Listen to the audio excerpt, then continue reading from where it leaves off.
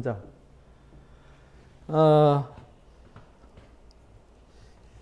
일곱인이 공개되어지면서 항상 계시록의 키워드는 일곱인입니다. 일곱인. 이 일곱인은 작은 책의 비밀이잖아요.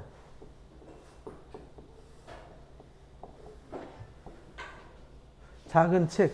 이 작은 책 안에 하나님의 비밀이 다 담겨져 있는 겁니다. 보좌에 앉으신 이의 하나님의 오른손.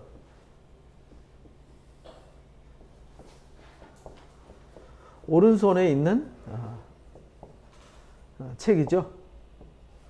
여기 일곱인 안에 다 들어있는 거예요. 일곱인으로 이게 봉해진 거잖아요. 일곱인으로 봉해졌어요.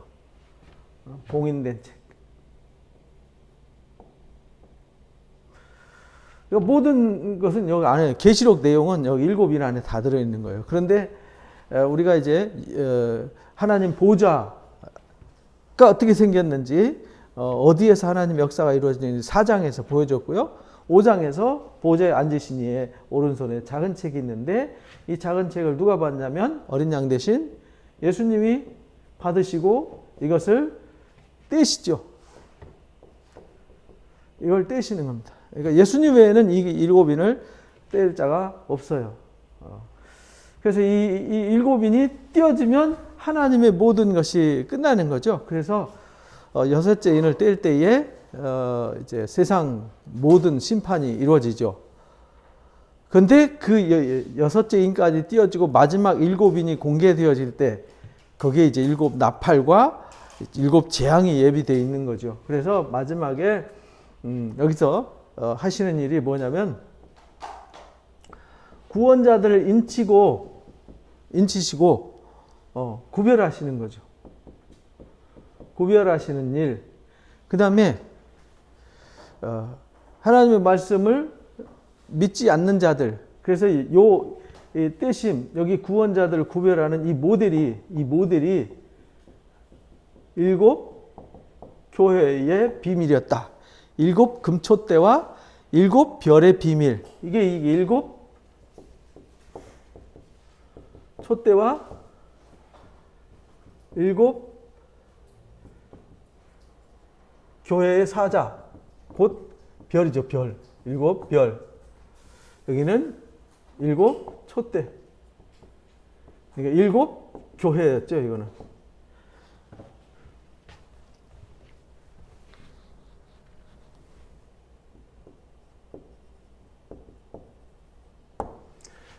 이게 이제 모델이었단 말이에요. 그래서 여기에서 이기는 자, 이 구원자는 누구냐면 이기는 자, 성령의 음성을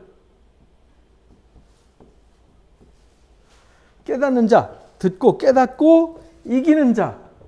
그래서 어떤 자가 이기는지를 2장에서 3장에 구체적으로 가르쳐 주셨어요. 그러니까 우리가 이걸 이제 잘 알아야 되는 거죠. 이거 모르면은 예수님이 여기 일곱인으로 봉인을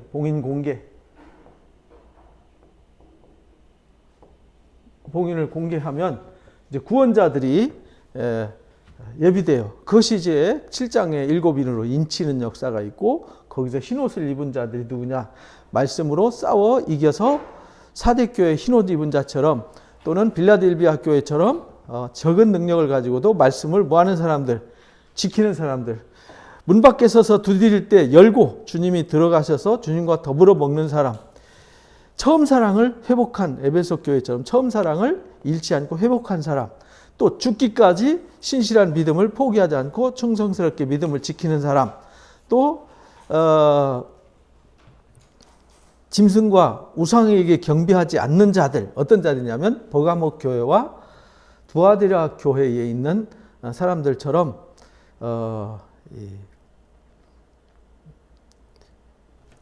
혼합신앙에 빠지지 않는 사람들. 이런 사람들이 누구냐? 이기는 자란 말이에요. 이 사람들이 이제 인침받고 흰옷 입고 등장하는 사람들이에요.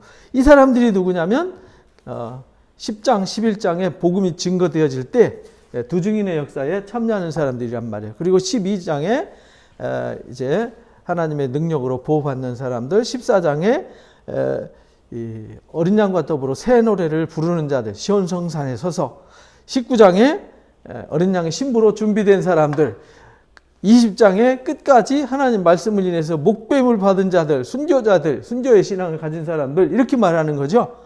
그게 다 같은 얘기예요, 이게. 그래서 이 구원자들을 구별하시고 나머지는 이거 이제 구원하시는 일은 누가 하냐면 이 성령이 하시는 일이란 말이에요. 그래서 성령이 교회들에게 하시는 말씀을 듣고 이기는 자, 그래서 성령의 역사에 참여하는 자, 이 자들은 구별되고요. 다음에 이 반대로 구원자가 등장하는가 하면 짐승의 역사가 있어요. 짐승. 짐승은 뭘로 등장하냐면 용이 권세를 줘요. 용으로부터 권세를 받은 짐승의 역사가 있어요. 이 짐승의 역사는 이 짐승에게 경배하고 우상에게 경배하고 그 다음에 이마와 손에 표를 받는 자들, 이렇게 이제 구분을 하는 거예요. 구원자들은 하나님의 일을 맡고 짐승에게 굴복하는 사람들은 짐승의 인을 맡는다 이 말이에요. 그래서 이들은 14만 4천이고 이들은 666이란 말이에요. 거기에 속한 자들이란 말이죠. 그래서 우리가 12장, 그래서 용이 내가 쫓겼고 이제 용이 짐승에게 권세를 주기 위해서 바다 모래가 위에 서 있어요. 그래서 12장에 우리가 끝절에 그렇게 서 있었잖아요. 용이 여자에게 분노해서 돌아갔더라. 그래서 오늘날 주님의 증거로 인해 가지고 여기 그의 여자의 남은 자손, 곧 하나님의 계명을 지키며 예수의 증거를 가진 자들과 더불어 싸우려고 바다 모래가에 서 있어요. 그러니까 이 용과 짐승은 누구하고 싸우냐면 이미 잡아놓은 밥하고는 안 싸워요. 잡아놓은 밥은 누구냐? 불신자들이잖아요. 그리스도 밖에 있는 사람들은 이미 심판의 자리에 있기 때문에 거긴 뭐 건드릴 게 없어요. 이미 사탄과 어둠의 지배를 받고 있기 때문에 건드릴 필요도 없고 가만 내버려둬도 되는 데란 말이에요. 이미 고기 잡아가지고 어항에다 넣어놓은 거나 똑같다 이 말이죠. 그럼 나머지는 누구한테 싸우느냐? 이 그리스도의 증거를 가진 사람들, 곧 여기 구원받을 인침받은 사람들, 이 아시아에 있는 이 7 교회한테 편지를 쓰는 거예요. 그래서 7 교회에게, 7 교회와 7 교회 사자들에게 이제 역사하는 거죠. 그게 누구냐? 예수님 부활 승천하신 후에 주님 다시 오실 때까지 그리스도 안에 있는 자들이란 말이에요. 그래서 주님 다시 오실 때까지 용이 하는 일은 뭐냐면 믿는 사람들을 어떤 방법으로든 환난과 핍박과 유혹과 거짓과 속임수와 환난으로 넘어지게 하는 일, 이게 누가 하는 일이냐? 용과 짐승이 하는 일이라 이 말입니다. 그래서 용이 지금 이제 여자의 남은 자손 누구냐? 하나님의 계명과 예수님의 증거를 가진 자들을 무너뜨리려고 이 지금 바다 모래가에 서 있단 말이에요. 근데 여기서 끝까지 이기는 자, 이마에 인 맞은 자들은 가까이 하지 말라라고 하나님이 명령하셨어요. 이마에 인 맞은 자들은 가까이 하지 말라. 우리가 9장에서도 배웠잖아요. 9장에서 이제 5째 나팔 불 때 무적행에서 막 황충들이 나오고 무시무시한 권세를 가지고 사람들을 죽이는 권세를 가지고 일하는데 이마에 인 맞은 자들에게는 뭐 하지 말라고요? 가까이 하지 마라. 그리고 여기 짐승과 우상에게 경배하고 표를 받은 사람이 있는가 하면 하나님의 인침을 받은 사람들과 이렇게 둘로 구분되어지는 거예요. 근데 이들은 건드리지 마라. 못 건드려요.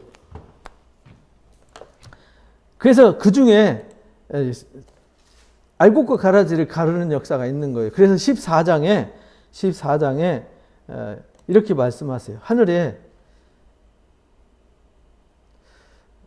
내가 들으니 하늘에서 음성이 나서 이렇게 기록해라. 지금 이후로 주 안에서 죽는 자는 복이 있다 하면서 여기 이제 하늘에서 추수의 역사가 있어요. 흰 구름이 있고 구름 위에 인자와 같은 이가 앉았는데 머리에 금면류관을 썼고 손에는 예리한 낫을 가졌더라.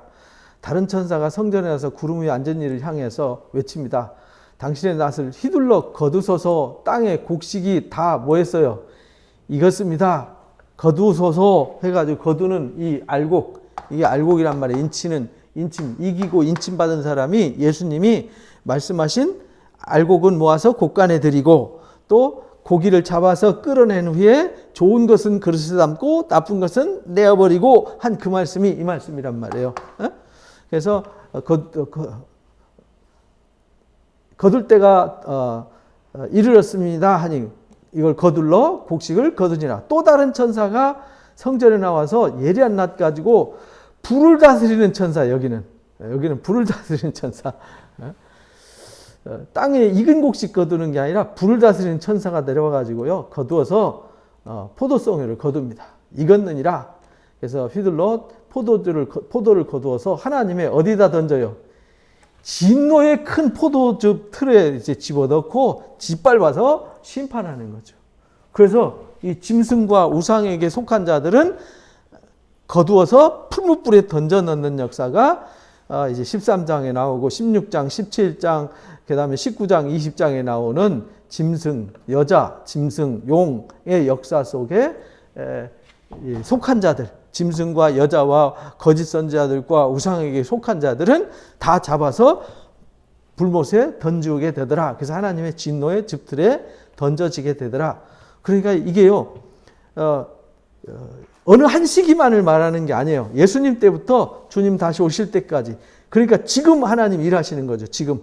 그래서 지난주에도 말씀을 드렸지만 또 제가 서론, 요한계시록 처음에 서론 가르칠 때 첫 강의에서 말씀드렸잖아요. 서론이 중요하다고. 종말은 언제냐면 지금이에요. 지금. 그러니까 예수님이 사역할 때도 지금이었고 부활 승천하실 때도 지금이었고 사도 요한이 계시받을 때도 지금이었고 계속 지금이었어요. 지금도 지금이잖아요. 그죠? 앞으로 주님 다시 오실 때도 언제 오냐? 지금 오시는 거예요. 항상 현재적으로 역사하시는 하나님의 역사라고 그게 종말이라고 우리가 배웠어요. 그래서 여기서 하나님의 진노의 역사와 구원의 역사 두 가지가 이제 이 땅에 실현이 되는 거죠. 그래서 이제 예수님 때부터 알곡으로 거두어지는 사람이 있는가 하면 진노의 포도즙들에 던져지는 사람이 있어요. 그래서 이 결실이, 이 역사가 언제 마무리되냐? 세상 끝나는 이제 18장에 이제 모든 게 끝나요. 16장에서 18장까지. 그런데 20장에서 뭐라고 결론을 내냐면 20장을 보고 우리가 이제 이걸 내용을 알고 봐야 이제 13장을 이해할 수 있어요. 그래서 이제 미리 말씀드리는 거예요. 20장 10절에 보니까 미혹하는 마귀가 불과 유황에 던져져요. 거기는 짐승과 거짓 선지자가 있어요. 짐승. 여기 13장에서 우리가 공부해야 될 이게 짐승의 역사잖아요. 여기 짐승. 이 짐승의 비밀을 우리가 알아야 된단 말이에요. 짐승과 거짓 선지자도 있어 셋의 밤낮도록 이제 괴로움을 받습니다. 그리고 이제 심판, 보좌, 흰 보좌, 백보좌 심판이 있는데 그때 보니까 죽은 자들이나 큰 자나 작은 자나 보좌 앞에 서 있는데 책들이 펴져 있고 다른 책이 펴져 있는데 생명책이더라. 죽은 자들이 자기 행위를 따라서 책에 기록된 대로 심판을 받더라. 이게 마지막 심판이란 말이에요. 이 마지막 심판이 이제 최후의 심판이잖아요. 이 모든 사람들이 진노의 포도즙들에 이제 짓밟혀서 불못에 던져지게 되는 심판의 역사가 있어요. 바다가 그 가운데 죽은 자들 내어주고요. 그동안 구약시대였던 신약시대가 되었던 주님 다시 오실 때까지 모든 사람들이 다 하나님 앞에 와서 최후의 심판을 받는 거죠. 사망과 음부도 그 가운데 죽은 자들 내줌에 자기 행위대로 심판받더라. 사망과 음부도 불못에 던져지니 이것이 곧 둘째 사망 불못이더라. 누구든지 생명책에 기록되지 못한 자들은 불못에 던져지게 되더라. 그러니까 우리가 생명책에 기록되는 사람이 누구냐면 인침받는 자, 이기는 자 이렇게 되는 거예요. 그게 계시록 2장 3장에 어떤 사람이 이기는 자인지는 2장 3장에 기록되어 있잖아요. 그죠? 처음 사랑을 회복한 사람, 죽기까지 믿음을 지키는 사람, 이 짐승과 우상에게 경배하지 않고 끝까지 인내의 믿음을 지켜서 이기는 자, 그 자들에게 새 이름을 주시고 철장 권세를 주시고 흰옷을 입히고 열린 문에 열쇠를 줘서 하나님의 성전의 기둥이 되게 하고 하나님 보좌 우편에 앉게 하고 이게 이기는 자들에게 주시는 축복이잖아요. 근데 어떤 상황에서 이겨야 되는지를 이 7교회를 통해서 우리가 가르쳐 주셨어요. 7교회. 그래서 이걸 꼭 잊지 말아야 돼요. 계시록은 7교회의 모델을 생각하지 않고 해석하면 다 오류에 빠져요. 세대주의나 잘못된 오류에 빠진단 말이에요. 왜? 이 편지 자체가 누구한테 쓴 거죠? 1장에 분명히 그랬잖아요. 아시아에 있는 7교회한테. 여기에다 편지 쓰라 그랬잖아요. 여기다 보내라. 여기다가 편지하라. 그러니까 이 아시아에 있는 7교회를 배제하고 뭘 설명하려고 그러면 요한계시록은 지가 복음 네가 복음이 된다 이 말이에요. 그래서 13장으로 다시 돌아가면 그 바다 모래가에 서 있다 그랬잖아요. 근데 그 바다 모래가에 서 있는데 그 바다에서 내가 보니 바다에서 한 짐승이 올라와요. 근데 10뿔과 7머리가 있잖아요. 12장에 나오는 것. 이제 거기는 10뿔과 이제 7머리가 있는데 여기는 10뿔의 왕관이 있잖아요. 근데 12장에는 7뿔의 왕관이 있다 그랬잖아요. 뭐 그게 그거예요. 그 머리에는 신성 모독하는 이름들이 있더라. 신성 모독하는 말이라는 말은 하나님의 이름을 흉내내는 거죠. 하나님의 이름을. 그래서 그 당시에 1세기 당시에는 이 사도 바울이 편지 쓸 당시에는 이게 신성 모독하는 이 짐승의 이 권세를 이제 그 당시에 지배자들, 통치자들을 말한 거예요. 그래서 그걸 다니엘서 7장에 보면 나오죠. 여기 내가 본 짐승은 표범과 비슷하고 그 발은 곰 같고 그 입은 사자 같고 같은데 용이 자기 능력과 보좌와 그 권세를 그에게 줬더라. 용이 누구냐면 사탄이잖아요. 12장에서 우리가 배웠죠.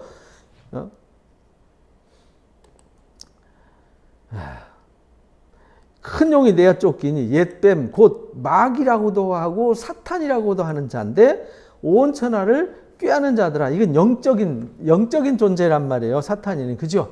사탄이는 영적인 존재니까 여기 이제 용이 자기의 능력과 보좌와 권세를 그에게 주었다는 말은 용이 하나님은 성령으로 일하시고 7영으로 일하시고 이 용은 악한 영으로 일한단 말이에요. 그래서 이 탐욕과 정욕과 악한 이 영들을 권력자들에게 주어서 역사한다 그런 말이에요. 그래서 이제 다니엘서 우리가 7장에 보면은 이것을 이미 다니엘 때 가르쳐 주셨어요. 벨사살 왕 때 다니엘이 환상을 봤어요. 네 바람이 큰 바다로 몰려 불더니 바다에서 큰 짐승 넷이 바다에서 나오잖아요. 큰 짐승이에요. 짐승도. 근데 이제 우리가 계시록에도 큰 짐승인데 여기는 이제 계시록에는 뭐라고 그러냐면 큰 성 바벨론 이렇게 이제 설명을 해요. 뒤에 첫째는 사자 같고 독수리 날개에 있더니 나중에 그 날개가 뽑혔더라. 땅에 둘러서 사람처럼 두 발로 서게 함으로 또 사람의 마음을 받았더라. 또 다른 짐승 둘째는 곰과 같더라. 또 다른 짐승은 표범과 같더라. 그 다음에 넷째 짐승은 놀라우며 매우 강해서 쇠로 된 이빨이 있고 다 부서뜨리는 강력한 힘이 있더라. 그리고 그 짐승은 전에 모든 짐승보다 다르고 10뿔이 있더라. 이렇게 말하잖아요. 이게 이제 뒤에 설명이 나와요. 이게 이제 누구냐면 앞에서 느부갓네살한테 2장에서 보여줬던 얘기예요. 그리고 다니엘한테 보여주기를 이게 누구냐면 장차 나타날 네 제국을 말하는 거예요. 그래서 바벨론 제국과 그 다음에 페르시아 바사 제국과 그 다음에 헬라 제국과 로마 제국을 상징하는 거란 말이에요. 이게 네 짐승이에요. 네 짐승. 그러니까 네 짐승이라는 것은 이 세상의 통치와 권력과 문화 이걸 말하는 거란 말이에요. 그러니까 짐승과 용과 짐승이 결합이 되는 거죠. 용이 누구한테 권세를 주냐면 세상의 통치자들에게 권력자들에게 권세를 주어서 그들을 통해서 하나님 복음을 가로막고 핍박하고 또 이 세상의 경제와 문화를 통해서 사람들의 마음을 훔쳐가고 뺏어가고 하나님께 나아가지 못하도록 막는 역사가 무슨 역사냐면 짐승의 역사란 말이에요. 이게 짐승의 역사잖아요. 계시록도 똑같아요. 그러니까 바벨론 포로로 잡혀가는 그 시기와 예수님이 다시 오시는 그 시기까지의 모든 제국의 이 말이 무슨 말이냐면 온 세상의 이 말입니다. 그러니까 지금도 우리가 하나님의 역사는 어느 동네에서 일하는 게 아니고 온 세상의 역사란 말이에요. 그러니까 하나님이 어떤 하나님의 한 뜻을 이루기 위해서 온 세상의 역사를 하나님이 주관하시는 거죠. 근데 이 짐승에게 이 바사왕, 바벨론 왕 느부갓네살을 누가 세웠어요? 하나님이 세웠다고 나오잖아요. 내 종 느부갓네살. 고레스를 누가 세웠어요? 내가 세웠다라고 말하잖아요. 고레스. 그죠? 헬라도 나중에 8장에서 여기 나오잖아요. 8장에 여기 보면 내가 눈을 들어보니 강가에 두 뿔 가진 순양이 있더라. 두 뿔 가진 이 순양이 누구냐면 메데 바사 제국이란 말이에요. 페르시아 제국, 메데 바사 제국. 그 중에 한 뿔은 다른 뿔보다 길었고 긴 것이 나중에 난 것이더라. 이게 이제 메데 제국이 이제 바사 제국으로 편입이 된단 말이에요. 그래서 페르시아 제국이 되는 거죠. 그리고 순양이 서쪽과 북쪽과 남쪽을 향해서 굉장히 확장을 해가는데 당할 자가 없더라. 그때에 순념소 하나가 서쪽에서 나와요. 그 서쪽, 지중해 서쪽 누구냐? 헬라 왕이죠. 헬라 왕. 여기 온 지면에 두루다니며 땅에 닿지 않은 순념소가요. 현저한 뿔 하나가 나타나. 이게 알렉산더 대왕을 상징하는 거였잖아요. 두 뿔 가진 순양 곧 내가 본 바 강가에 섰던 양에게로 나아가되 분나무로 나서 들이받아서 이긴단 말이에요. 그래서 그 순양에서 벗어날 자가 없더라. 근데 현저한 이 순념소가 스스로 힘이 강해지더니 강성할 때에 그 큰 뿔이 꺾이고 알렉산더 대왕이 죽고 뿔 넷이 사방으로 향하더라. 이래서 4개 나라로 쪼개지잖아요. 이걸 이제 미리 보여주셨어요. 그래서 작은 뿔 하나가 남쪽과 동쪽과 영화로운 땅을 향하여 심히 커지더니 영화로운 땅이 어디예요? 예루살렘, 이스라엘 땅이잖아요. 그래서 이제 예루살렘을 중심으로 이쪽 북쪽과 남쪽, 동쪽 이쪽으로 커가는 거죠. 그것이 미치더라 이렇게 말해요. 근데 다니엘이 이 환상 보고 알고자 할 때에 이게 뭔지 모르잖아요. 환상이 뭔지 모르니까 여기 이제 20절에 말해요. 설명해 달라니까. 이게 뭐예요? 그러니까 내가 가르쳐 줄게 하고 가르쳐 주는데 내가 본 바 두 뿔 가진 순양은 메대와 바사 왕이다. 설명을 했잖아요. 그죠? 메대와 바사 왕이다. 그리고 털 많은 순념소는 헬라 왕이다. 그 두 눈 사이에 있는 큰 뿔이 곧 그 첫째 왕, 헬라의 첫 왕이 누구냐면 알렉산더 대왕이었단 말이에요. 그 뿔이 꺾이고 뿔이 넷이 나눠져요. 나라가 나눠지는데 처음 이 알렉산더 대왕의 그 큰 제국에 보다 못하게 되더라 하는 수를 여기 이제 가르쳐 줬단 말이에요. 그 뒤에도 이제 11장에서도 이걸 똑같이 가르쳐 주는데 계시록도 똑같은 얘기다 이 말입니다. 계시록 13장도 여기에 짐승은 표범 같고 공 같고 사자 같고 그러잖아요. 그러니까 대단하게 표범 같고 날래고 힘세고 용맹스러운 힘, 이게 뭐냐면 강력한 제국, 강력한 나라들을 말하는 거예요. 그래서 세상이 고대 시대부터 세상은 누가 지배하냐면 강력한 나라들이 지배하는 거예요. 강력한 권세가. 지금은 전 세계 누가 지배하냐? 돈이 지배하죠. 돈이 제일 많은 나라가 지배하는 거예요. 그래서 지금 전 세계도 돈이 제일 많은 나라가 뭐 중국, 미국, 뭐 러시아, 일본 이런 나라들 아니에요. 그죠? 우리는 비교가 안 되죠. 인도도 지금 어마어마하게 커가는데 근데 전 세계 달러로 쥐고 흔들고 뭐 권력으로 쥐고 흔드는 사람들이 이 권세를 가지고 일하는 거예요. 근데요, 그 모든 속에서 하나님의 이 우리 믿는 하나님의 역사, 언약의 역사, 아브람 한 사람을 데리고 일하시지만 아브람 주변에 있는 모든 나라들. 그래서 항상 예언자들이 말할 때 예루살렘, 유다 백성들을 얘기하면서 주변에 블레셋 사람들, 그 다음에 모압 사람들, 암몬 사람들, 아람 사람들, 이집트 사람들, 애굽, 그 다음에 아수르 사람들, 바벨론 사람들을 하나님이 징계하겠다고 얘기하는 거예요. 왜?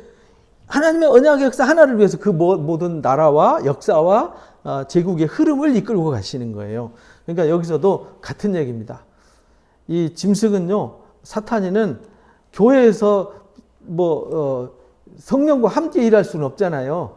그러니까 성령의 역사가 진행되는 과정 중에 이기는 자, 인침받은 자들 외에 세상은 용이 짐승에게 권세를 주어서 세상을 지배하게 하는 겁니다. 그러니까 하나님의 역사가 아닌 건 다 짐승의 역사잖아요. 어떤 것만 짐승의 역사 이렇게 하면 이단이 되는 거예요. 그러니까 중국만 짐승의 역사, 북한만 짐승의 역사, 일본만 짐승의 역사, 미국, 영국이 짐승의 역사 이렇게 말하면 이단이 되는 거예요. 짐승의 역사는 어디만 짐승의 역사가 아니라 하나님이 성령이 역사하지 않는 모든 세상은 다 누구 권세 아래에 있어요? 용과 짐승의 권세 아래에 있는 거예요. 그래서 1세기 당시에 요한이 이 계시를 받을 때에도 로마 제국이 권세를 가지고 있었어요. 이 짐승의 권세를. 그래서 내가 본 것과 이제 있는 일과 장차 될 일, 이 세 가지를 기록했다고 1장 19절에서 우리가 배웠잖아요. 그래서 그 당시에도 실제 있는 일이에요. 그때 당시에 요한이가 그러니까 1세기 당시에 기독교는요, 시한부 종말론을 믿었어요. 그래서 자기 시대에 모든 게 다 끝날 거라고 생각한 거죠. 그래서 순교도 막 두려워하지 않았어요. 그러다 보니까 또 이단들도 많이 나오고요. 그랬어요. 그래서 그 당시에 로마 제국이 권세를 받았죠. 그래서 막 네로 황제 때 어마어마한 핍박이 있었고, 도미티아누스 황제 때 엄청난 핍박이 있었고, 하드리아누스 황제 때 핍박이 있었고, 막 마르쿠스 아우렐리우스 때도 어마어마한 핍박이 있었고, 막 이렇게 핍박이 있었단 말이죠. 그의 머리 하나가 상하여 죽게 된 것 같더니 죽게 된 상처가 닿으며 온 땅이 놀랍게 여겨 짐승을 따르더라. 이 말은 세상이 이 망하는 것 같고 없어지는 것 같더니 어떤 역사 확 불일듯이 일어나는 거예요. 그러면은 그게 뭐 대단한 무슨 역사고 거기에 무슨 신의 역사가 있다고 생각했단 말이에요. 그래서 전쟁의 신이 있었어요. 전쟁의 신. 그래서 야누스의 문이 열렸느냐 닫혔느냐에 따라서 전쟁이냐 평화냐를 결정을 했단 말이에요. 그래서 고대 시대에는 뭐든지 신의 조화를 생각했어요. 신의 조화. 그리고 황제가 신이었어요. 황제를 숭배하고, 그리고 어떤 강력한 권력이 모든 것을 예속해서 지배하는 세상이었다고요. 강력하게. 그게 뭐냐? 용이 짐승들에게 권세를 주어서 그 예수 믿는 사람들을 핍박하게 하고 하나님 역사를 가로막고 언약의 역사를 땅끝까지 가지 못하도록 해방하는 이 역사. 그래서 바닥 모래가에 서가지고 뭘 하느냐? 예수의 증거를 가진 사람들, 말씀의 증거를 가지고 말씀의 흰옷을 입고 인침받은 사람들이 더 이상 활동하지 못하도록, 일하지 못하도록, 하나님의 뜻을 이 땅에 실현시키지 못하도록 해방하는 역사가 용과 짐승의 역사란 말이에요. 근데 그 역사가 2000년 동안 왔단 말이에요. 계속 시대별로 짐승이 역사했고 성령이 역사했단 말이에요. 근데 중요한 거는 이제 거기에 거짓 역사도 있었다라는 거예요. 어린 양을 흉내내고 곧 예수님의 흉내내고 예수님의 이름을 걸고 거짓말로 역사하는 중세기 시대에, 그래서 이 교회가 어마어마한 타락을 하고 하나님의 이름, 예수님의 이름으로 수많은 종교 재판, 마녀 사냥, 막 이런 끔찍한 일을 저질렀잖아요. 그게 다 가짜거든요. 가짜. 이 적그리스도들, 이런 사람들이 등장하는 거예요. 그래서 용이 짐승에게 권세를 주므로 용이 짐승한테 권세를 주니까요, 용에게 경배해요. 그래서 모든 사람들이 누구한테 경배하냐면 사탄을 경배한단 말이에요. 그렇잖아요. 세상의 군왕들이, 세상에 지배하는 사람들이, 그렇잖아요. 지금 뭐 어느 나라든지 다 가서 신 앞에 가서 절하고, 뭐 국회의원이니 무슨 뭐 대통령 선거할 때 점쟁이들 찾아다니고 다 하잖아요. 근데 고대 시대는 실제 신전에 가가지고 제사하고 신 앞에 가서 경배하고 다 했단 말이죠. 그러니까 용한테 경배하는 거예요. 이게 사탄한테. 곧 그게 뭐냐? 우상이에요. 우상. 그래서 짐승에게 경배하고, 짐승에게 경배하고, 용이 짐승에게 권세를 주므로 이제 용에게 경배하고 짐승에게 경배하기를, 누가 이 짐승 같으냐, 누가 능히 이와 더불어 싸우겠느냐. 강력한 세상에, 강력한 1세기부터 오늘날까지 세상에 강력한 권세 아래, 지금 뭐 민주사회 어쩌고 저쩌고 한 거는 뭐 얼마 안 됐잖아요. 그죠? 우리나라도 민주화된 거 얼마나 됐어요? 1차 세계대전, 2차 세계대전 끝나고 나서 인권이니 뭐니 나왔고 남북전쟁 통해서 뭐 이 노예 해방 뭐 이런 문제가 나온 거지. 오늘처럼 태평하게 유엔 인권이 나오고 뭐 각 나라의 남의 나라 인권까지 간섭하고 하던 시기가 언제 있었냐고요. 최근이지. 그렇잖아요. 그러니까 수천 년 동안 어마어마한 이 권세 아래 세상이 지배를 해왔단 말이에요. 그게 무슨 역사냐? 용과 짐승의 역사란 말이에요. 세상은 모르죠. 그냥 산 거지. 각자 자기 나라를 다스렸고 자기 일을 한 거예요. 하다가 열받으면 옆 나라하고 싸우고 뒷거래하고 이용해 먹고 팔아먹고 사람을 파리 목숨보다 못하게 여기고 그 수천 년 동안 그렇게 해온 거란 말이에요. 또 짐승이 과장되고 신성 모독하는 모독을 말하는 입을 받고 42달 동안 일할 권세를 받았더라. 이 짐승이요 과장되고 신성 모독하는 입을 받았어요. 그래서요 자기가 신이라 그러고요 신이 어딨냐 그러고 막 나중에는 뭐 권력이 종교를 지배하잖아요. 이런 세상이 온 거예요. 그런데 그런 짐승과 용도 강력하게 권세를 가지고 일하지만 42달 권세밖에 안 된다는 거예요. 그러니까 하나님이 정한 기간 외에는 활동 못한다. 그 42달이 언제냐면 주님 다시 오셔서 심판하실 때까지. 언제부터? 예수님이 부활 승천하신 후부터 용이 바닷가 모래에 서서 짐승에게 권세를 주어서 세상을 지배하는 그 역사, 그것이 언제까지냐? 그게 42달이에요. 그게 이제 한 때 반, 두 때 반, 세 때 반, 3년 6개월, 그 다음에 42달, 그 다음에 1260일 이렇게 되는 거예요. 같은 말이에요. 그러니까 짐승은 이미 그래서 12장에 용이 있을 곳을 어찌 보되 내가 쫓겼다는 말은 이미 끝났다는 거잖아요. 그러니까 끝나서 언제까지냐? 정한 기간까지만 일하는 거예요. 그래서 정한 기간 끝나면 불못에 던져지는 역사가 이게 용과 짐승의 역사란 말이죠. 그래서 짐승이 입을 벌려 하나님을 향하여 비방을 해요. 그래서 짐승이 하는 역사는요, 하나님을 인정하지 않아요. 세상 권력이 하나님 인정한 적 없고요. 세상 권력을 잡아서 하나님을 이용해 먹은 사람들이 있어도 진실하게 하나님 말씀을 신뢰한 사람들은 존재하지 않습니다. 그 이름과 그 장막, 성막이죠. 하나님의 집, 하나님 하늘에 사는 자들을 비방했어요. 그래서 세상 권력과 짐승의 역사와 하나님의 역사는 항상 대립하는 거예요. 이렇게 짐승의 역사와 인치는 하나님의 성령의 역사는 항상 대립돼서 역사하는 겁니다. 그러니까 우리가 세상 권력과 하나가 될 수는 없잖아요. 세상 권력과 친화해 가지고 세상 편에 서서 그 중세기 때 교황이 뭐 돈 주고 사고 팔고 뭐 이런 직분을 사고 팔고 하던 돈 주고 사고 팔고 하던 시대, 이런 시대도 있었잖아요. 그래서 교황이나 주교 세우는 것도 돈으로 사고 팔고 하는 성직 매매, 이런 것들이 결국은 무슨 역사였냐면 거짓 역사와 짐승의 역사였다 이 말이죠. 또 권세를 받아서 성도들과 싸워서 이기게 된다. 성도들과 싸워서 이기는데요. 어떤 자를 이기게 되느냐? 여기서 이기지 못하는 자를 이기는 거예요. 성도가 말씀을 듣고 무장하지 못해서 인내하지 못한 사람들, 뿌리가 없는 사람들, 쉽게 말하면 흔들 때 쏟아지는 열매들, 설익은 것들, 이제 쉽게 말하면 좋은 것은 그릇에 담고 나쁜 것은 내어버린다. 알곡과 가라지를 가른다. 아까 14장 읽었을 때 걷어들이는 알곡과 진노의 포도즙들에 던지는, 진노의 포도즙들에 이미 안 믿는 사람들은 이미 다 거둬진 거잖아요. 그죠? 뭘 거두냐? 이건 교회 안에, 심판은 어디, 이 계시록 말씀은 누구한테 쓴 거냐면 교회에다 쓴 거란 말이에요. 이 계시록 이야기는 안 믿는 사람들 얘기가 아니에요.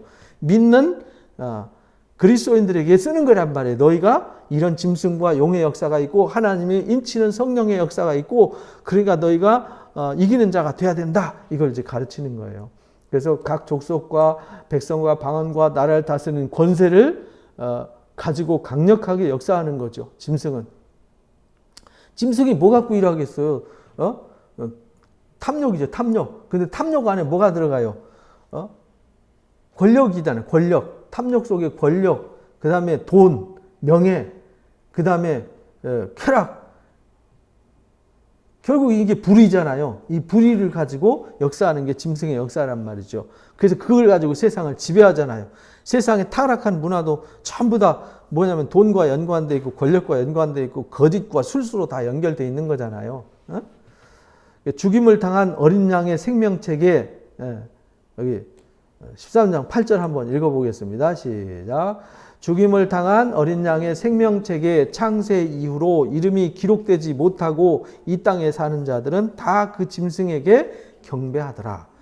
짐승에게 경배하더라. 생명책에 기록되지 못해서 이기지 못하는 사람들은 두아디라 교회, 버가목 교회처럼 또는 에베소 교회처럼 처음 사랑 회복하지 못한 사람들, 사대 교회처럼 살아있다는 이름만 가지고 있는 사람들, 또 라우디가 교회처럼 배부르고 세상에서 잘났다고 풍요롭고 그렇다고 해서 하나님 없다라고 베내밀고 형식적으로 신앙하는 사람들, 이런 사람들은요 다 짐승에게 경배하는 거예요. 짐승이 왜 경배하냐면 우리가 두아디라 교회나 사대 교회 이런 데 보면은 쉽게 알 수 있잖아요. 특히 두아디라 교회는 이세벨을 지배를 했잖아요. 이세벨이 있는데 그들을 용납했어요. 무슨 말이냐면 상인조합을 만들어 가지고 그때는 상인조합에 가입하자면 매매를 못했어요. 장사를 못했다고요. 1세기 당시에.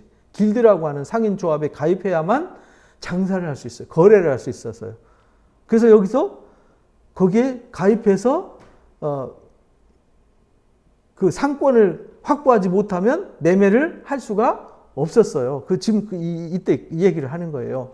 지금도 세계 무역도 지금 일본하고 우리하고 중국하고 미국하고 막 무역 때문에 맨날 전쟁하잖아요.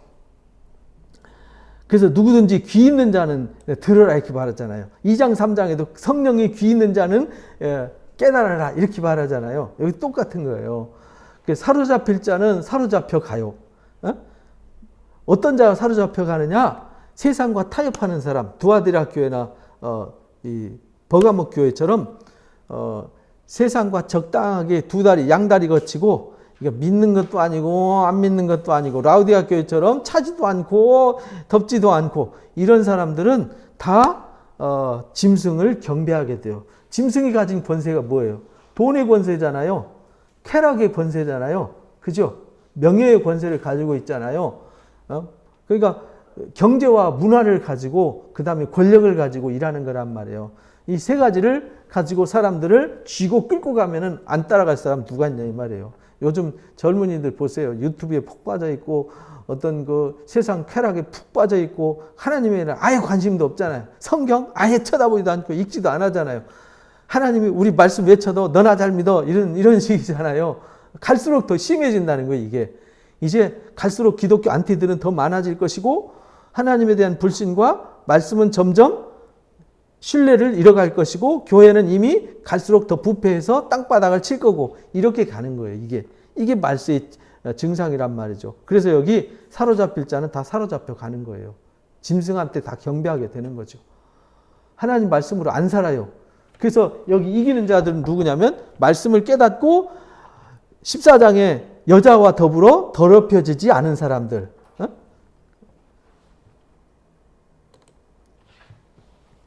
여기 14만 4천인 밖에는 새 노래를 부를 자가 없다 그랬잖아요. 14장. 이 사람들은 여자와 더불어 쉽게 말하면 짐승에게 경배하지 않는 사람들, 우상에게 경배하지 않는 사람들이에요. 더럽히지 않고 순결한 자다. 어린 양이 어디로 인도하든지 따라가는 자. 사람 가운데 속량받아서 처음 익은 열매로 하나님과 어린 양에게 속한 자. 이 자들은요, 거짓말이 없고 흠이 없는 자들이에요. 이 자들이 짐승과 우상에게 경배하지 않는 이 사람들이 이기는 자들. 그래서 말씀으로 전신 갑주 입고 흰옷을 입은 사람들이라고 7장에서는 그렇게 가르치잖아요. 사대교회에 흰옷 입은 사람들이 있더라 이렇게 말하잖아요. 처음 사랑을 회복한 사람이 있고 죽기까지 순교하기까지 믿음을 지키는 사람이 있고 적은 능력을 가지고 말씀을 지키는 사람이 빌라델비아 교회. 빌라델비아 교회는 유일하게 사랑만 받잖아요. 그런 사람들이 돼야 되는데 여기 13장에서 이제 싸워서 이기는데요. 사로잡힐 자는 그래서 사로잡히고 칼에 죽을 자는 마땅히 칼에 죽어요. 성도들이 있네요. 믿음이 여기 있느니라. 그래서 여기 예레미야서 보면, 예레미야서 우리가 15장에 보면 나오잖아요. 예, 이제 여호와께서 이르시되 모세와 사무엘이 내 앞에 있다 할지라도, 모세와 사무엘보다 위대한 선지자는 없었거든요. 모세와 사무엘이 와서 엎드려 기도하고 매달린다 할지라도 내 마음이 이 백성을 향할 수 없다. 이 백성이 누구냐면 이스라엘 백성이잖아요. 유대 백성. 그죠? 유대인들, 유다 지파 사람들, 이 사람들 바벨론 포로로 잡혀가는 거예요. 그래서 만일 내게 말하기를 우리가 어디로 나아가리오 하거든 너는 그들에게 일러주래요. 뭐라고 그러냐면 여호와께서 이같이 말씀하셨대요. 죽을 자는 죽음으로 나가고 칼 받을 자는 칼로 나가고 기근당할 자는 기근으로 나가고 포로될 자는 포로됨으로 나갈지니라. 왜? 하나님 말씀으로 회복되지 않아서, 회개하지 않고 말씀으로 준비되지 않아서 결국은 포로로 끌려가고, 누구는 포로로 끌려가고, 누구는 기근으로 죽고, 누구는 칼 맞아 죽고, 이런 사태가 일어나게 된다는 거예요. 그러니까 계시록에도 똑같아요. 오늘날 마지막 구원의 수는요 많지 않아요. 엄청 많을 것 같죠? 구원의 수는 희소한 겁니다. 그래서 우리가 말씀을 통해서 정신을 차리라 그러는 거예요. 그래서 여기 사로잡힐 자는 다 사로잡혀 가버려요. 짐승한테. 세상 권세, 문화에 다 휩쓸려 가버려요. 요즘 젊은이들 교회 없잖아요. 뭐 대부분 뭐 혼합주의에 빠져 있고, 또 이제 뭐 무슨 평등 어쩌고 저쩌고 해갖고 이제 뭐 세상 문화하고 혼탁해가지고 혼합돼가지고 이제 신앙인지 아닌지 하나님이 있는지 없는지조차도 모르고 사는 이런 혼란한 세상을 살아간단 말이에요. 그래서 칼에 죽는 자는요 마땅히 죽어요. 그러나 인내와 믿음을 지킨 사람들, 14장에 아까 읽었던 여자와 더불어 더럽혀지지 않고 거짓이 없고 입에 흠이 없는 사람들, 이 사람들이 그리스도로 더불어 어린 양의 신부가 되는 거죠. 내가 보면 짐승이 땅에서 올라오니 어린 양과 같이 두 뿔이 있고 용처럼 말하더라. 그러니까요, 이게 세상에 세상 세속 권력만 있는 게 아니라는 거예요. 세속 권력과 함께 영적인 일을 하는 적그리스도들도 이게 거짓 선지자들이죠. 적그리스도 거짓 선지자들도 함께 일한다는 거예요. 그래서 어린 양 같다는 말은 예수님 흉내낸다는 거예요. 그래서 예수님의 이름으로 일해요. 그래서 중세기에 마녀사냥 종교 재판 이게 전부 다 예수님의 이름으로, 하나님의 이름으로 한 거 아니에요. 그죠? 십자군 전쟁 결국 누구 이름으로 했어요? 막 가서 멀쩡한 사람들 배 가르고 막 임신한 여자들 배까지 갈라서 애들까지 꺼내서 죽이는 이 잔인한 살육 현장, 이게 누가 했냐? 이게 믿는 사람들이 했단 말이죠. 누구의 이름으로? 예수의 이름으로. 예수님은 우리를 위해서 죽으셨지 누구 가서 죽이라고 한 적이 없어요. 예수님이 오시면은 칼을 쳐서 보습을 받는다 그랬어요. 화평을 외치셨는데 이런 걸 가르친 거죠. 그가 먼저 나와서 모든 짐승의 모든 권세를 그 앞에서 행해요. 이 적그리스도들이 예수님의 이름으로. 그래서 1세기부터 지금까지 수많은 적그리스도들이 등장했어요. 이단들이. 정통보다 가짜들이 더 많았어요. 지금도 정통보다는 가짜가 훨씬 더 많아요. 지금도 정통 간판 달았지만 가짜들이 많고요. 또 이 가면 쓰고 양의 탈을 쓰고 일하는 이 이단들이 얼마나 많은지 몰라요. 땅에 사는 자들을 처음 짐승에게 경배하게 한, 처음 짐승이 뭐냐면 용이 세상 권력에게 줬던. 그런데 죽게 되었던 자들이 상처가 나은지라, 이 말은 무슨 말이냐면 그들이 무너지고 끝나는 줄 알았는데 세속 권력이 더 강력하게 일어나서 일을 하잖아요. 그래서 로마 제국이 기독교에 굴복한 줄 알았는데 그 세속 권력이 또 이제 로마 제국을 지배하고, 그러더니 또 이제 기독교가 또 일어났다 또 지배하고 막 이런 것이 계속 타락과 다시 회복됨의 역사가 마치 사사시대에 그들이 타락하면은 하나님이 그들이 부르짖어 구할 때 사사들을 보내주시고, 그래서 구원해 주시면 그들이 또 타락하고, 그러면 그들이 또 징계를 당하고, 징계 당하면 부르짖고, 그러면 또 하나님 사사 보내시고 하는 그 구조란 말이죠. 큰 이적을 행하되 심지어는 사람들 앞에서 불을 내려서 하늘에서 불을 내려서 기적을 행하는 사람들. 그래서 데살로니가후서 2장에 능력과 표적과 이런 이적으로 일하는 건 하나님의 역사가 아니라는 거예요. 하나님의 역사는 뭘로 일하냐? 진리로 일한다. 그래서 우리가 데살로니가후서를 절대 잊으면 안 돼요. 2장에 불법한 자가 나타나요. 불법의 활동 이미 세상에 그 1세기부터 데살로니가서가 쓰여질 그때부터 불법의 활동을 했다니까요. 그래서 불법이 이미 활동했다 이랬잖아요. 그때부터 활동하고 있는 거예요. 지금까지. 예? 그때 불법한 자가 나타나리니 예? 이때 이미 활동하였으나 지금은 그것을 막는 자가 있다 이렇게 말했잖아요. 근데 더 강력한 역사가 나타난다는 거예요. 가짜가. 어? 그 입의 기운으로 주님이 끝내시게 되는데 악한 자는 어떻게 나타나냐면 사탄, 용의 활동, 용과 뱀의 역사로 나타나서 능력과 표적과 거짓 기적과 불의의 속임수로 멸망하는 자들에게 임해. 그래서 이걸 좋아하는 사람들을 모으는 거예요. 기복신앙이나 이 표적신앙 무슨 뭐 이상한 신앙으로 하는 이단들 가짜 적그리스도들 다 따로 모으는 거예요. 거짓 선지자들 무리들을. 그들은 진리의 사랑을 받지 않잖아요. 그렇죠? 이는 미혹의 역사, 하나님이 미혹을 그들 가운데 역사해서 거짓 것을 믿게 하셔서 가짜들은 가짜대로 진리를 쫓는 자들은 진리로 쫓는 자들을 구별하시는 역사가 있어요. 이것이 하나님의 1세기부터 주님 다시 오실 때까지 이 일은 계속 있는 거예요. 알곡과 가라지 역사는. 그런데 지금이 중요한 거잖아요. 우리는 과거는 이미 다 지나갔어요. 진짜 종말은 언제냐? 지금 내가 살고 있는 이 시대란 말이죠. 모든 사람들이 종말의 시대를 경험했는데 거기서 믿음을 지킨 사람이 있는가 하면 망한 사람들이 있어요. 짐승과 우상에 경배하고 이미 짐승과 하나가 된 사람들이 있어요. 근데 우리는 이 시대에 과연 우리는 하나님의 말씀으로 인침받고 구별된 사람인가? 어린 양의 신부로 준비된 사람인가? 짐승과 우상에게 경배하고 거기에 매여있는 존재인가? 이걸 이제 아는 게 중요한 거죠. 그 진리를 믿지 않고 불의를 좋아하는 사람들로 심판을 받게 하려고 하나님이 구별하셨더라. 이렇게 말하는 거예요. 그래서 19장에 보면은 짐승에 대해서 이렇게 말해요. 19절에 보면 19장 19절에 그 짐승과 땅의 임금들과 그 군대들 모여서 그 말탄 자 군대들과 더불어 전쟁을 일으키죠. 그래서 짐승이 잡혀요. 짐승이 잡히잖아요. 그 앞에 표적을 행하던 거짓 선지자도 잡히죠. 그러니까 짐승과 거짓 선지자 같이 일한다. 이 짐승과 거짓 선지자한테 권세를 준 게 누구냐? 용이라는 거예요. 사탄, 마귀. 예? 짐승의 표를 받고 그 우상에게 경배하던 자들을 표적으로 뭐 하던 자들? 미혹하던 자들. 이게 표적으로 미혹하는 가짜 거짓 선지자들, 이게 적그리스도란 말이에요.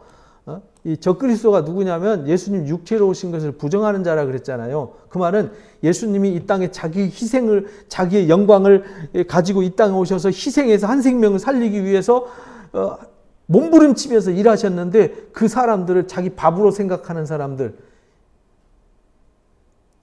삭군 목자들이라는 거죠. 삭군 목자들. 그래서 참 목자는요, 양을 위해서 자기 목숨을 내놔요. 근데 싹군들은 양을 잡아먹잖아요. 그것이 예수님이 요한복음 10장에 가르쳐준 말씀과 이게 똑같은 말이란 말이죠. 그래서 나머지 이들이 유황불에 던져지잖아요. 그래서 20장에도 보면은 이렇게 말해요. 10절에 그 미혹하던 마귀가 불과 유황못에 던져져요. 그러니까 거기에 이 마귀가 잡힐 때 누구도 잡히냐면 짐승과 누구도 거짓 선지자도 함께 잡혀요. 왜? 용이 짐승과 거짓 선지자들을 통해서 세상에 이 가라지들을 모으고 불법을 행하는 자들을 긁어 모으는 이 14장에 끝절에 말한 대로 진노의 포도송이를 거두는 사람들이란 말이죠. 이게 그래서 우리가 알고 나면은 1세기부터 주님 오실 때까지 이 용과 짐승의 역사는 계속된다는 걸 알 수 있어요. 지금도 역사하는 거죠. 그러니까 우리는 세상에 너무 푹 빠져갖고 세상 사람들과 막 푹 빠져서 세상 권력과 세상 어떤 문화와 세상의 어떤 것에 취하지 말고 우리는 하나님의 말씀에 취하는 사람들이 돼야 되는 거예요. 그래서 이 세상이나 이 세상에 있는 것들을 사랑하지 말라고 요한일서 2장 15절에 그렇게 사도 요한이 애가 타도록 가르친 거예요. 왜? 거기는 하나님의 사랑이 임할 수가 없어요. 거긴 짐승의 권세가 역사한단 말이죠. 이 세상이나 이 세상에 있는 것들은 그 권세가 누구 있느냐. 그래서 예수님한테 마귀가 와서 시험하잖아요. 천하 만국을 보이면서 말하되 이 모든 건 내가 가지고 있다. 나한테 절해라. 그러면 내가 이 권세를 너한테 주겠다 하고 마귀가 예수님을 시험했단 말이죠. 그때 예수님이 뭐라고 말씀하시냐면 다만 하나님만 경배하라고 했느니라. 우리는 하나님을 경배하는 사람이지 막 세상의 소유와 문화와 막 쾌락을 숭배하는 사람이 아니잖아요. 이게 짐승과 우상에게 경배하는 사람이 이마와 손에 표받는 사람이란 말이죠. 그래서 그가 나온 짐승의 권세를 그 앞에서 행해요. 막 놀랍도록. 그러니까 표적 기사, 아까 이 데살로니가 후서 말씀대로 그런 일을 행하는 거죠. 그러니까 사람들이 놀래가지고 짐승에게 경배하고 죽게 된 상처가 나으니까요. 더 놀라운 신비한 역사가 나타나고 막 새로운 역사가 나타나니까 이게 아닌가? 저게 아닌가? 이래가지고 이단들을 통해서 역사하는 거. 그래서 신천지가 막 수없이 많은 사람들 모으고 박태선이가 수없이 많은 일을 모으고 뭐 통일교가 모으고 했죠. 다 무너지잖아요. 여호와 증인 어쩌고 저쩌고 뭐 천주교 중세기 때 그 타락한 종교 재판과 마녀사냥 사건들이 다 그런 거란 말이죠. 큰 이적을 행하되 심지어 사람들 앞에서 불을 내리잖아요. 이적을 행함으로 땅에 거하는 자들 미혹하여 땅에 거하는 자들이 칼에 상하였다 살아난 짐승을 위해서 우상을 만들려고 그러더라. 그래서 세상은요 자꾸 우상을 만들어가는 거예요. 그래서 사람들이 거기에 깍 하고 빠져서 거기에 매여서 그것을 위해서 살아가잖아요. 그죠? 어떤 사람은 취미에, 어떤 사람은 이 문화에, 저 문화에, 이 권력에, 저 권력에, 이 가짜에, 저 가짜에 이용당한다 이 말이죠. 그가 권세를 받아서 짐승과 우상에게 생기를 주어서요 놀랍도록 역사한단 말이죠. 우상으로 말하게 하고 그래서 막 무시무시한 일들과 세상의 대단한 일들 그래서 막 사람들이 미친 듯이 숭배하고 쫓아다니는 빠들이 생긴다 이 말이에요. 짐승의 우상에게 경배하지 아니하는 자는 몇이든지 다 뭐하게 해요? 죽이게 하더라. 그가 모든 자 곧 작은 자나 큰 자나 부자나 가난한 자나 자유인이나 종이나 그 오른손이나 이마에 표를 받게 해요. 신명기 6장에 보면은 언약 백성들은 손에다가 하나님 말씀을 붙이고 이마에다 붙이게 했어요. 손에와 이마에다가 말씀을 매달고 살게 했어요. 그랬더니 유대인들이 진짜 끈을 매갖고 여기다가 이 테필린이라고 하는 성구갑을 우리는 그걸 이제 차는 경문이라고 그랬죠.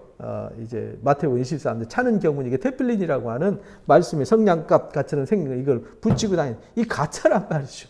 형식적인 신앙은 이 가짜란 말이죠. 형식적인 신앙.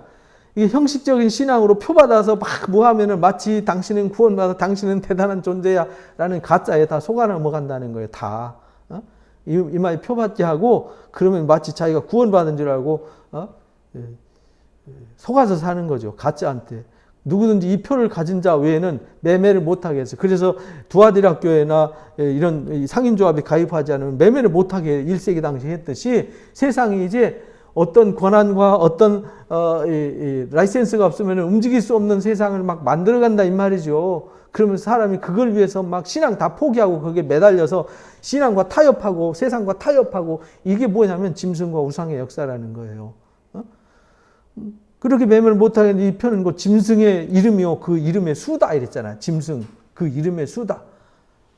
지혜 있는 여기 있으니 총명한 자는 그 짐승의 수를 세어봐라.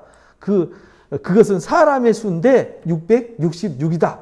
이 게마트리아라고 하는 이게 해석이 있어요.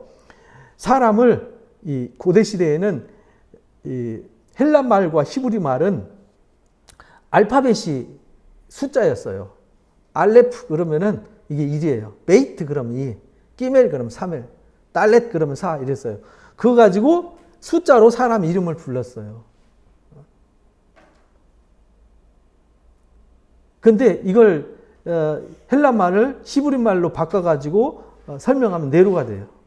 이게 네로가 아니냐? 도미티아누스도 게마트리아로 풀면은 666이다. 이게 도미티아누스 황제가 아니냐? 나폴레옹도 게마트리아로 풀면은요, 나폴레옹도 나와요. 히틀러도 나오고 뭐 만들어내는 거죠. 예? 그래서 루터도 나오고 교황도 나와요. 그럼 이게 그거 아니냐? 아니에요. 그게 아니고요. 여기 이제 17장 보면 나와요. 17장에 잘 보셔야 돼요. 17장에 이미 다 답을 주셨어요. 여기 음녀가 나오잖아요. 큰 음녀가 큰 음녀 물 위에 앉은 큰 음녀를 심판을 하게 되는데요. 여기 이제 그 이마에 이름이 있으니 큰 비밀이라 큰 바벨론 땅의 음녀들이 가증한 것들이 엄이라고 그러더라 이렇게 말하죠. 이 여자가 성도들의 피에 막 취해 있어요. 근데 여기 이제 8절에 내가 본 짐승은 전에 있었다가 지금 없었으나 장차 무적행으로부터 올라올 멸망으로 들어갈 자다. 여기 짐승에 대해서 나오잖아요. 장차 올 짐승을 보고 놀랍게 여길 거다. 지혜 있는 뜻은 여기 있으니 그 7머리는 여자가 앉은 7산이더라 이렇게 말하잖아요. 전에 없어졌던 이 짐승은 8 왕들 얘기더라 이러면서 짐승에 대해서 얘기한단 말이에요. 여기 그러면서 내가 본 17절에 보니까 이는 하나님이 자기 뜻대로 할 마음을 그에게 주사 한 뜻을 이루게 하시고 그 나라들을 짐승에게 주게 하셨어요. 하나님의 말씀이 뭐하기까지? 응하기까지. 근데 그 짐승이 권세를 가지고 다스리는 거기가 어디냐면 내가 본 그 여자는 땅의 왕들을 다스리는 뭐예요? 큰 성이더라. 세상이다 이 말이에요. 세상. 하나님이 없는 하나님의 언약의 역사가 없는 세상의 모든 세계를 큰 성 바벨론 이렇게 말하는 거예요. 이게 심판을 받는 게 18장 얘기란 말이죠. 그들이 매매하고 좋아하는 것들을 하나님이 하나도 못하게 아주 다 쓸어버리고 없애버리는 거잖아요. 심판으로. 그것이 18장 바벨론 심판 얘기란 말이죠. 그래서 13장에 이 짐승의 666은 뭐냐면 사람의 수예요. 뭐냐? 사람이 뭐예요? 이게 혈이잖아요. 혈과 육신의 본능을 쫓아 사는 이것을 누가 가지고 일하냐면 짐승과 우상, 곧 마귀가 인간 세계에서 인간의 욕심과 탐욕을 이용해서 일하는 거예요. 그러니까 우리는 이 짐승이 누구를 통해서 역사하느냐? 사람을 통해서 역사하는 거예요. 하나님도 누구를 통해서 역사해요? 사람을 통해서 역사하잖아요. 성령의 역사도 이 구원자 인치는 역사도 사람을 통해서 하잖아요. 10장, 11장에 이제 두 증인 역사나 말씀 받아서 증거하는 이 인치는 역사, 이 말씀으로 이기게 하는 역사, 이게 사람을 통해서 역사하잖아요. 그럼 짐승도 누굴 통해서 역사하냐? 사람을 통해서 역사하는 거예요. 근데 사람을 통해서 뭘 역사하느냐? 사람이 좋아하는 거, 탐욕, 이기심, 정욕 이런 걸 통해서 사람들이 좋아하는 것을 미혹해가지고 짐승과 우상들에게 경배하도록 권세를 줘서 일하는 존재다 이 말이에요. 그러니까 무슨 베리칩이다, 무슨 666이 무슨 바코드다 이런 뻥에 속으면 안 되는 거예요. 그런 게 아니라 이 육신을 가진 사람의 본능, 그 사람들이 좋아하는 그 권능을 이 짐승에게, 그러니까 반대로 생각하면 돼요. 하나님은 구원받는 우리를 인치고 우리를 이끌어가게 해서 누구를 통해서 어떻게 역사하는가 보면 사탄도 똑같이 하는 거예요. 반대로 이게 평행선을 이어가는 거예요. 사탄의 역사, 하나님의 역사. 근데 비슷하게 똑같이 가는 거예요. 짐승도 인친단 말이에요. 뭘로 인치냐? 짐승과 우상에게 경배하도록 인치는 역사를 하고요. 하나님은 하나님을 경배하도록 인치는 역사를 하는 거예요.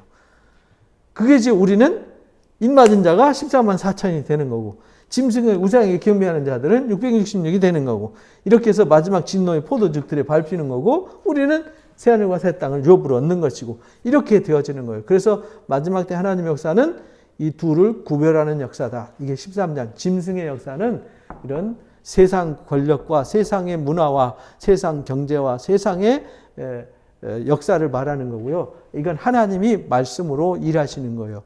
어린 양의 보배로운 피로. 그래서 베드로전서 1장에 보면 베드로 사도를 통해서 뭐라고 말씀하시냐면, 우리가 거듭나는 것은 여기 보세요. 이제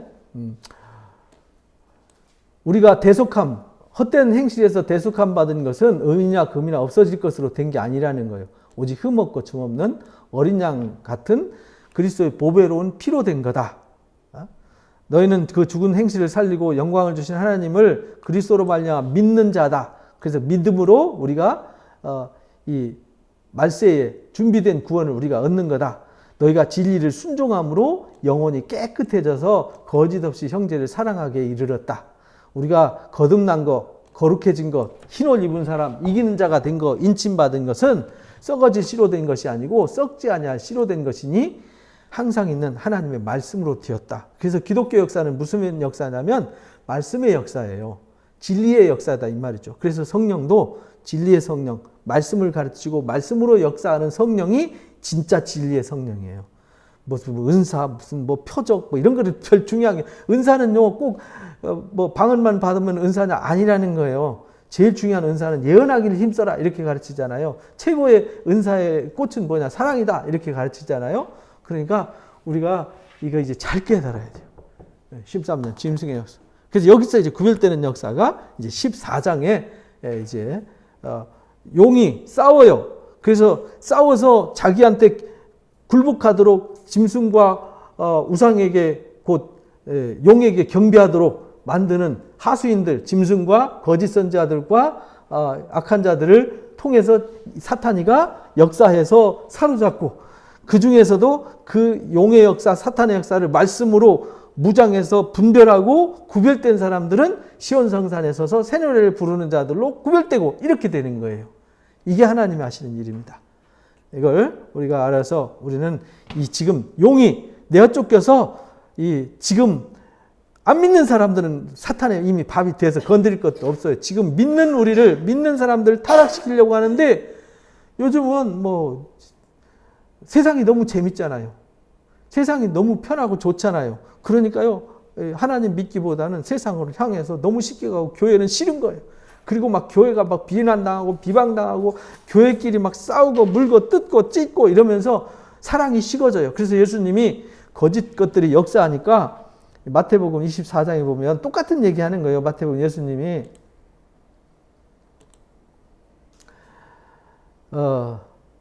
그때 사람들이 환난에 넘겨지겠고 죽이고요. 막 이렇게 거짓 선지자들이 많이 일어나서 미혹하게 되고 막 이 실족하는 일들이 많이 생겨요. 불법이 아주 성행하는 거죠. 지금은 이 교회 안에 불법이 엄청 성행하잖아요. 교회끼리 싸우고 교단끼리 싸우고 정말 부끄럽고 창피해서 하나님 앞에 얼굴을 내밀 수 없는 이런 부끄러운 세상을 만들어 놨단 말이죠. 누가 봐도 저거는 아닌 것 같아. 아니 자기들끼리 싸우고 뉴스에 나와서 막 어쩌고 저쩌고 하는 거 보면 아니 내가 봐도 그거 하나님 없는 것 같아. 안 믿는 사람들이 그렇게 말한단 말이에요. 그럼 불법이 성행하니까요. 뭐가 식어져요? 사랑이 식어지잖아요. 그러나 그 속에서 인내의 믿음을 가진 자들, 지금 13장에서 말하는 성도들의 인내와 믿음이 그래서 필요한 거다. 짐승과 우상에게 싸워서 이기는 자가 되려면 생명책에 농명된 자들은 이런 말이죠. 그 끝까지 견디는 자는 구원을 얻게 된다. 이것을 가르치는 겁니다. 결국은 예수님이 마태복음 24장에 말씀하신 거나 계시록 내용이나 바울이 설명한 거나 다 똑같은 얘기입니다.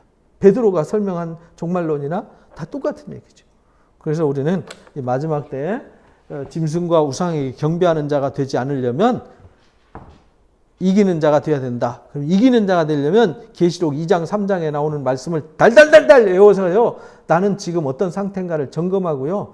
내가 교회 안에서 함몰되어 있는 사람, 교회 안에서 머리끄댕이 잡고 싸우면서 일하는 사람도 있다면 처음 사랑을 회복해야 돼요. 정말 환난을 당하는 자가 있다면 죽을 때까지, 순교할 때까지 믿음을 잃어버리면 안 돼요. 죽더라도 믿음을 빼앗기면 안 돼요. 이게 서머나 교회잖아요. 버가마 교회는 사탄의 권세가 있는 곳이에요. 사탄의 의가 있는 곳이에요. 거기서 발람의 교훈과 니골라당의 유혹이 있더라도 어떤 악한 유혹이 있어도 흔들리면 안 돼요. 이세벨의 교훈 두아대학 교회처럼 세상과 타협하면서 적당히 물타기 하면 안 돼요. 사대교회처럼 이 이름만 주여 주여 이름만 부르고 아무것도 안 하는 사람이 있으면 안 되고 회개해야 돼요. 라오디아 교회처럼 주님이 문 밖에 서 있어요. 세상에서 돈 많이 벌고 배부르고 따뜻하니까 기도할 일도 없고요. 성경 안 읽어도 돼요. 왜? 기도 안 해도 예배 안 해도 편안하고 배부르고 편하니까. 그게 라오디아 교회란 말이죠. 그러나 적은 능력을 가지고도 끝까지 인내의 말씀을 지킨 사람 빌라델비아 교회는 칭찬받아서 하나님의 성전에 기둥이 돼서 다시는 무너지지 않게 하시고요. 나가지 않게 하시고 천국 문에 열쇠를 주셔서 열면 닫을 자고 닫으면 열 자가 없는 이 권세를 주시는 것이죠. 그래서 우리는 회개의 믿음으로 우리가 이기는 자가 되셔서 끝까지 승리하는 자 되시기를 주님의 이름으로 축복합니다. 기도하고 마칩니다. 귀한 시간 주셔서 진리의 말씀으로 영적인 일깨움 주시니 참으로 감사하고 또 감사합니다. 수천 년 동안 짐승은 수없이 역사해 왔습니다. 사탄의 권세를 힘입어서 수많은 사람들을 죽이게 했고 멸망으로 이끌어 갔습니다. 거짓 선지자들이 수없이 나타나서 불법을 행했고 수많은 사람들이 영원히 도륙을 당해서 저주받고 심판의 자리에 머물렀습니다. 그러나 끝까지 인내의 믿음을 지킨 사람들이 오늘 우리에게 복음을 전해 주었고 우리가 이렇게 복음을 듣고 있습니다. 하나님, 우리가 이 하나님 말씀을 듣고 인내의 말씀으로 무장하는 자가 되게 해주시고 날마다 성령이 교회들에게 하시는 말씀을 듣고 회개하고 우리가 깨어서 주님 오시는 날에 부끄러움을 드러내지 않고 흠도 없고 점도 없고 티도 없이 온전한 자들로 나타나는 그리스도의 신부가 되게 해 주옵소서. 여자와 더불어 더럽혀지지 않은 순전한 신앙으로 하나님 앞에 온전하게 새 노래를 부르는 승리자들로 세움받도록 인도해 주옵소서. 감사하며 예수님의 이름으로 기도하옵나이다. 아멘. 하늘에 계신 우리 아버지여, 이름이 거룩히 여김을 받으시오며 나라의 임하옵시며 뜻이 하늘에서 이루어진 것 같이 이 땅에서도 이루어지이다. 오늘날 우리에게 일용할 양식을 주옵시고 우리가 우리에게 죄진 자를 사하여 준 것 같이 우리 죄를 사하여 주옵시고 우리 시험에 들지 말게 하옵시며 다만 악에서 구하옵소서. 내 나라와 권세 영광이 아버지 앞에 영원히 있사옵나이다. 아멘. 고맙습니다. 수고하셨습니다.